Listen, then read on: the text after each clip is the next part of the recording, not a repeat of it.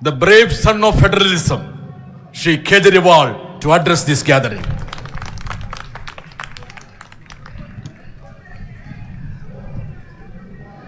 केरला के आदरणीय मुख्यमंत्री श्री पिनरई विजयन साहब,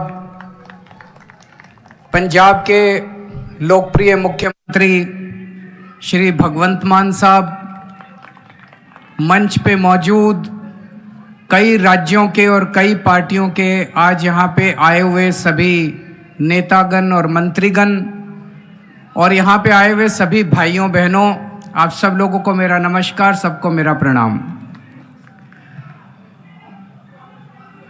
मुझे लगता है आज इस देश को ये दिन भी देखना था। ये जंतर मंतर वो जगह है जहां पे इस देश की प्रजा सरकारों के एक्सप्लॉयटेशन से तंग आके यहां पे धरने प्रदर्शन करने आती है, लेकिन आज यहां पे केरला के मुख्यमंत्री को अपना सारा कामकाज छोड़ के केरला से दिल्ली यहां पे धरना करने के लिए आना पड़ा केंद्र सरकार की ज्यादतियों के खिलाफ। मैं समझ रहा हूं ये भी इस देश को ये दिन भी देखना था। आज लगभग आधे राज्यों के अंदर विपक्ष की सरकारें हैं और आधे राज्यों के अंदर उन लोगों की सरकारें हैं। जो विपक्ष की सरकारें हैं आधे राज्यों के अंदर, तो लगभग 70 करोड़ लोगों को ये विपक्ष की सरकारें रिप्रेजेंट करती हैं। 70 करोड़ लोगों को, आधे देश को। और इस वक्त ऐसा लगता है कि केंद्र सरकार ने विपक्ष की सरकारों के खिलाफ युद्ध छेड़ा हुआ है। ऐसा लगता है कि जंग छेड़ी हुई है, लड़ाई छेड़ी हुई है। हिंदुस्तान पाकिस्तान का रखा है हम लोगों के साथ। हम ये पूछना चाहते हैं कि क्या आप इन 70 करोड़ लोगों को अपना नहीं मानते? क्या आप केरला के लोगों को अपना नहीं मानते? क्या आप तमिलनाडु के लोगों को अपना नहीं मानते? क्या आप कर्नाटका के, दिल्ली के, पंजाब के, वेस्ट बंगाल के लोगों को अपना नहीं मानते? क्या ये सारे पराये हैं? क्या ये भारत के नागरिक नहीं हैं? यहां के 70 करोड़ लोगों ने विपक्ष के लोगों को चुन के सरकार बनाई। संविधान के अंदर लिखा है कि इन सरकारों की क्या पावर है। शिक्षा की पावर राज्य सरकारों की, स्वास्थ्य की पावर राज्य सरकारों के, संविधान के अंदर लिखा है कि क्या क्या पावर है। आप हमें अपना काम ही नहीं करने देते। सारी विपक्ष की सरकारों को तरह तरह से प्रताड़ित करने के लिए आज केंद्र सरकार सारे हथकंडे अपना रही है। मोटे मोटे तौर पे देखें तो 3 तरह से केंद्र सरकार विपक्ष की सरकारों को तंग कर रही है। सबसे पहला, केंद्र सरकार जायज फंड, जो हक है राज्यों का, वो फंड नहीं दे रही है। दूसरा तरीका, गवर्नर्स के और लेफ्टिनेंट गवर्नर के जरिए रोज काम में टांग अड़ाती है, हर काम में टांग अड़ाती है। और तीसरा तरीका, एजेंसीज को छोड़ के जिसको मर्जी पकड़ के जेल में डाले जा रहे हैं, जिसको मर्जी पकड़ के जेल में डाले जा रहे हैं। सबसे पहले मैं पहले तरीके पे आता हूं। यहां पे पिनरई विजयन साहब बैठे हैं, पंजाब के मुख्यमंत्री बैठे हैं, मैं दिल्ली का मुख्यमंत्री हूं और कई सारे राज्यों के मंत्रीगण आए हुए हैं। हम सारे रोज इस बात को झेल रहे हैं कि जो जायज फंड उस राज्य के बनते हैं वो फंड हमें नहीं दिए जा रहे। अगर केरला के लोगों को उनके हक के फंड नहीं दिए जाएंगे तो काम कैसे चलेगा? सरकार कैसे चलेगी? केरला की सरकार कैसे चलेगी? तमिलनाडु की सरकार कैसे चलेगी? और हम यहां भीख मांगने नहीं आए। विजयन साहब यहां पे अपने घर के लिए, अपने परिवार के लिए पैसे मांगने नहीं आए, अपने बच्चों के लिए, अपने बीवी बच्चों के लिए पैसे मांगने नहीं आए। वो केरला के लोगों के लिए पैसे मांगने आए हैं। आज पंजाब के मुख्यमंत्री यहां अपने 3 करोड़ लोगों के लिए फंड मांगने के लिए आए हैं।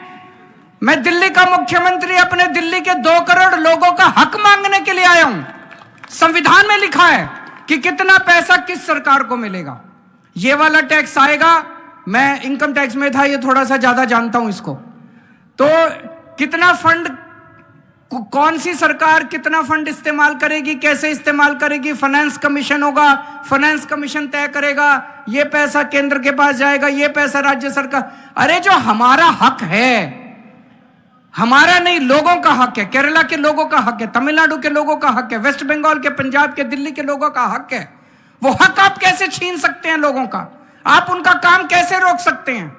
अगर आप हमारे लोगों के पैसे नहीं देंगे तो हम सड़कें कैसे बनाएंगे, बिजली कैसे देंगे, लोगों का विकास कैसे करेंगे? मैं भी एक दो बैनर देख रहा था, उसमें लिखा था कि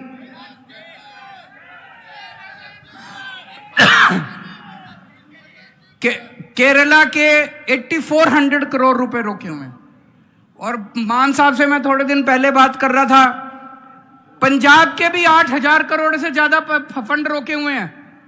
अब एक एक फंड, अभी पंजाब सरकार थोड़े दिन पहले सुप्रीम कोर्ट में गई कि हमारा पैसा रिलीज नहीं कर रहे, आरडीएफ का पैसा, आरडीएफ लगभग 4-5 हजार करोड़ बनता है, 5500 करोड़ रुपया आरडीएफ का, रूरल डेवलपमेंट फंड का पैसा इस्तेमाल रिलीज नहीं कर रहे। केरल भी गया, सुप्रीम कोर्ट की हेयरिंग अब अगले हफ्ते फिक्स हुई है और तुरंत केंद्र सरकार से फोन आ गया, आइए बैठ के बात करते हैं। तो हम छोटी छोटी बातों के लिए सुप्रीम कोर्ट जाएंगे क्या? ये क्या बदतमीजी है? आप अपना काम क्यों नहीं करते? हम हर चीज के लिए सुप्रीम कोर्ट के पास और भी तो बहुत काम है। सुप्रीम कोर्ट भरा हुआ है केसेस से, जनता के केसेस से। हम अपने फंड लेने के लिए भी, हमें फंड लेने के लिए जंतर मंतर पे आके बैठना पड़ेगा। आप लोगों को जान के ताज्जुब होगा, दिल्ली के लोग मिलके साल में 2 लाख करोड़ रुपए का इनकम टैक्स देते हैं, 2 लाख करोड़। और उस 2 लाख करोड़ में से बदले में दिल्ली के लिए हमें कितना पैसा मिलता है, गेस कर सकते हैं आप लोग? 2 लाख करोड़ रुपए हम केंद्र सरकार को देते हैं दिल्ली के लोग मिलके इनकम टैक्स में, और उस 2 लाख करोड़ में से दिल्ली के लोगों को एक साल में 325 करोड़ रुपए मिलते हैं।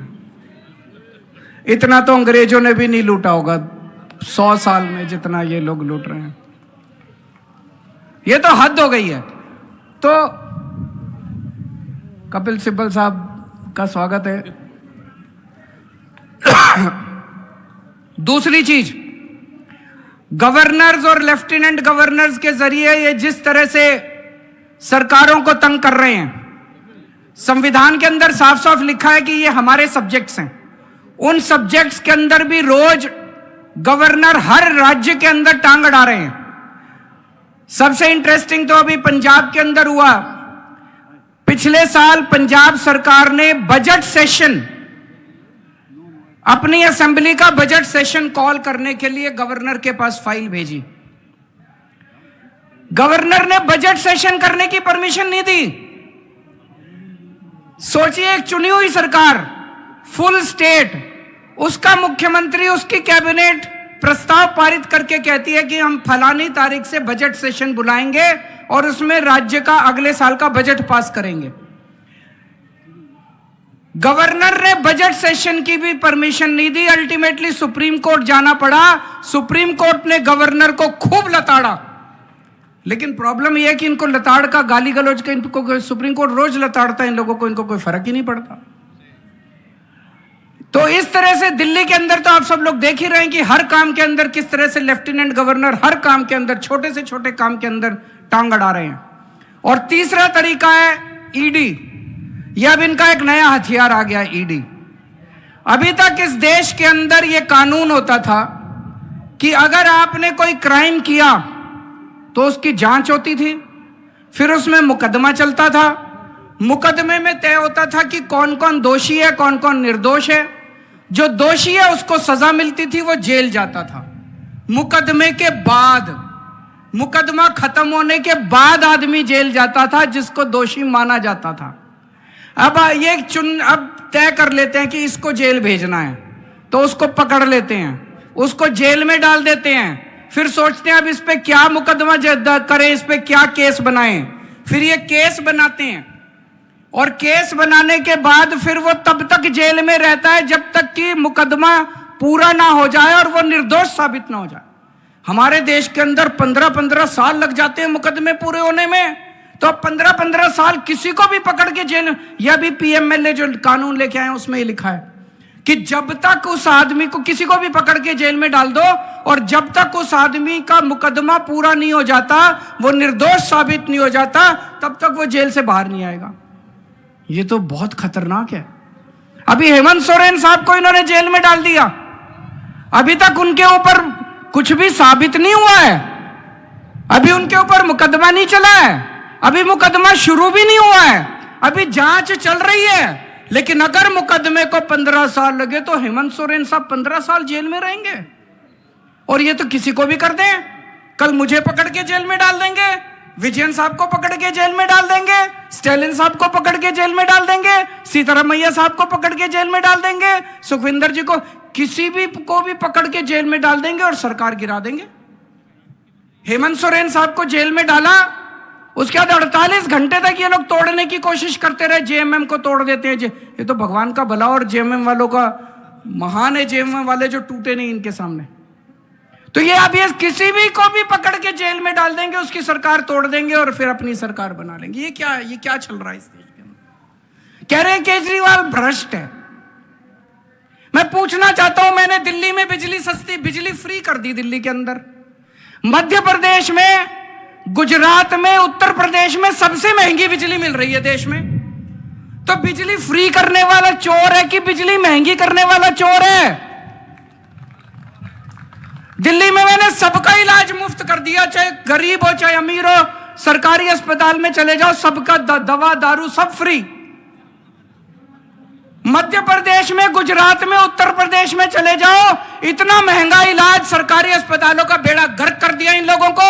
मैं पूछ रहा हूं, लोगों का इलाज फ्री करने वाला चोर है कि लोगों का इलाज महंगा करने वाला चोर है? किसी को भी पकड़ के चोर चोर चोर चोर चिल्लाना चालू कर देते हैं लोग। तो दोस्तों, देश का बहुत बुरा हाल है। मैं विजयन साहब को बहुत बहुत बधाई देना चाहता हूं, उन्होंने आज ये अलख जगाई है, सबको इकट्ठा किया है। ये देश केवल हमारा नहीं है, ये देश 140 करोड़ लोगों का है।